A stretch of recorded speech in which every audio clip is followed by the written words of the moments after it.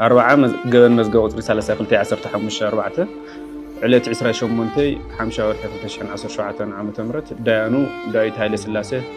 هينو جورا مريم اندراس فاقادس كساسي بيصفت عقا حقي كتما مقلة عقا حقي منقصة أبرها قريو ملو تخصاصي ايتا دايت زورو كالبيت انسات مقلة قريو ملو تخالا خالتا مس برهانا نقصة قريو مزقو للو معلس تغطرو لمهنيات مزقو مرميركا فرد المهاويو نز مسارة مقار مزقو تمرميرو زسع فردي تواهي ولو نز فردي بقاس زخونة عقاوي حقي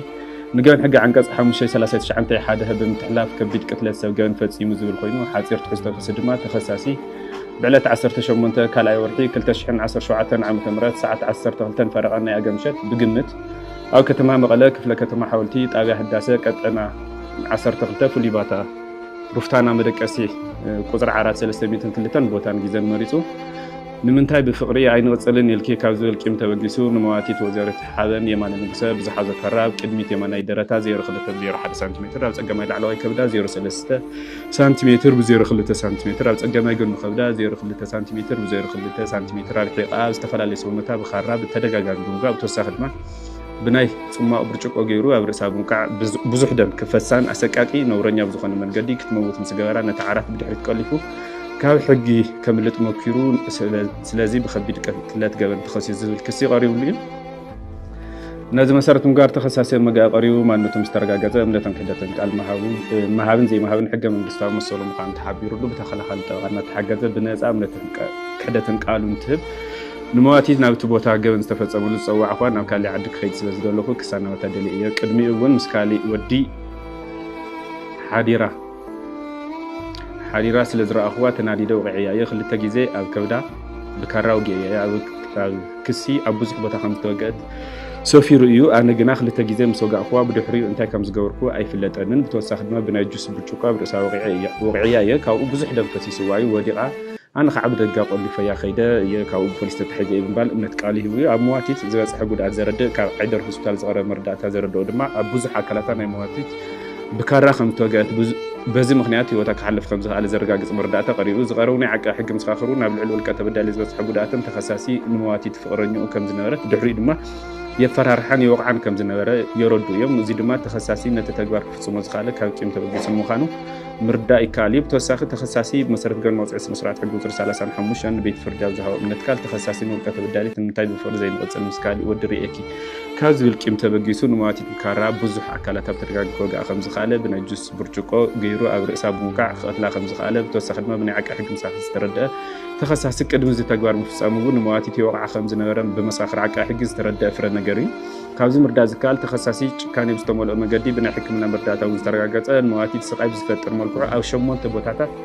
بخرا متن غدات بزغلص ملكو وغيو كخطلا خمس خاله بتوسخ ما ناجوس برچقو او رساو غيوا غدات كوصلا خمس خاله بتنا حكمنا مرداتا مردا يكالي زي دما تخصصي نمواتي بقللو خمتلو بتقللو اكلاتا دغاغيم بخرا موغاد بناجوس برچقو او رساو موقعن كتموسل زغبره زي ناي تخصصي غبل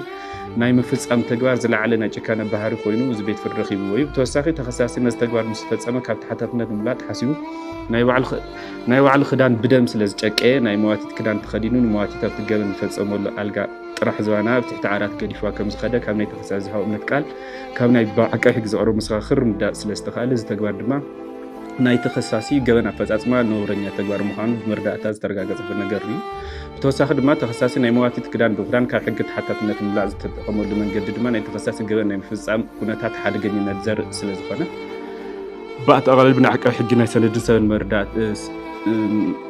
بأتقلل بنعك حق سند سن مردات تخصصي وعلون بيت فرد مسرات قيم متأسس مسرات حق وزر 35 توسخ بقيم متأسس مسرات حق وزري 134 نز بيت فرد زهاو قال بفرن ነገር ደረጃ استرغاغص تخصصي نمواتي ጭካኔ مستمولو غفعون نورኛ بزخونه መንገዲ تخصص قبلنا مفصام حدقنيا بزخونه መንገዲ نمواتي قتل خمس خاله بمرداتا منم طرطار بزيفطر ملكعنا مؤمناي بزخونه حق حق ስለዘረደ تخصصي بتستخصصوا دنقاقين قبل حق عنقص 539 انتن حدها بمسار قرمط سنسرعت حق وصري 142 نخكالخل بملء دمسي توسينيو نزي مسارة نقاط تخصصي مكالخل مسكر أغريو زي اسمع خوينو زقرو ناي تخصصي مكالخل مسكر زهوو ناي مسكرنت قلب زرزر مزقو سفر خوينو حاصير تحسطو ناي مساحر قال نترى قدما مكالخل مسكر علوتاي ذكران تخصصي مسمواتي اندا كيدانا مرت بيت كريستيان مصيب ቃል ኪዳን ክንኣቱ ደሊና ኢሎምኒ ቤተሰብኩም ይፈልጡ ዶ ኢለዮም ኣይፈልጡን ኢሎምኒ ካብ ቤተሰብ ዘይፈልጥ ቤተክርስትያን ቃል ኪዳን ናይትኦትን ኢለ ሰዲደዮም ብማል ቃል ምስክርነት ተቢሉ እዮም ካልኣይ ምስክር ድማ ተኸሳሲ መዋቲት ናብቲ ኣብ ናይ ዓቃቢ ሕጊ ክሲ ዝተገለጸ መደቀሲ ኣብ 2 ሰሙን ወይ ከዓ ወርሒ ይመፁ ከም ዝነበሩ ኣብቲ ገበን ዝተፈጸመሉ ግዜ ድማ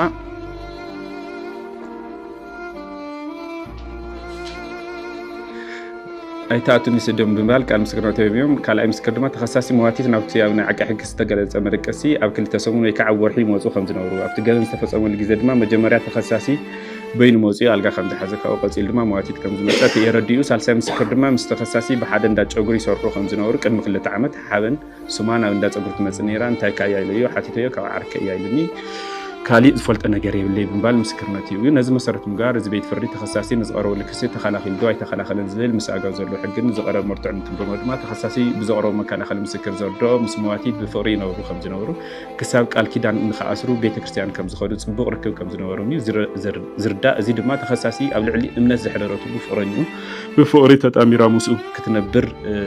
እምነት ዝሃወቶ ጭካኔ ብዝተመልኦ ብኻራ ደጋጊማ ዝተፈላለየ ብምውጋእ ንመዋቲ ስቃይን መከራን ብዘብፅሕ መልክዑ ክትመውት ምግባሩ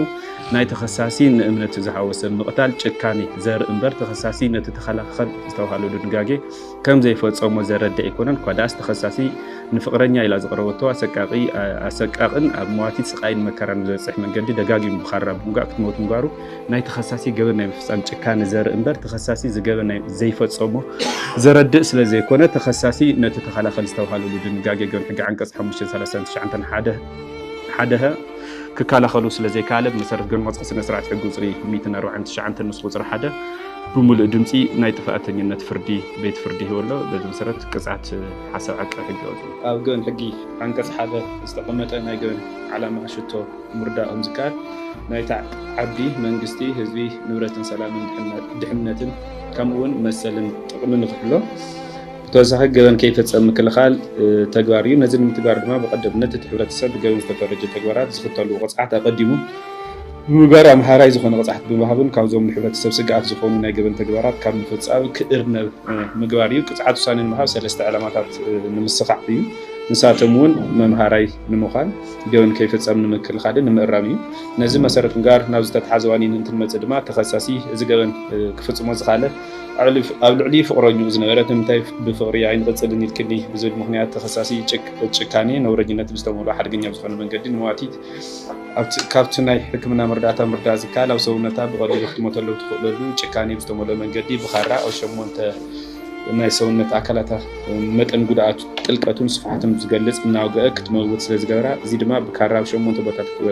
ክወግኣ እንተሎ ኣብ መዋቲት ዝፈጥሮ ስቃይን መከራን ርዱእ እዩ ቅድሚ ምሟታት ጭካኔ ብዝተመልኦ እናሰቃየ ከም ዝቐተላ እውን ካብቲ ዝቐረበ መርዳእታ ተኻኢሉ እዩ ተወሳኺ ድሕሪ ምቕታል እውን ተኸሳሲ ናይ ገበን ኣፈፃፅሞ ሓደገኛት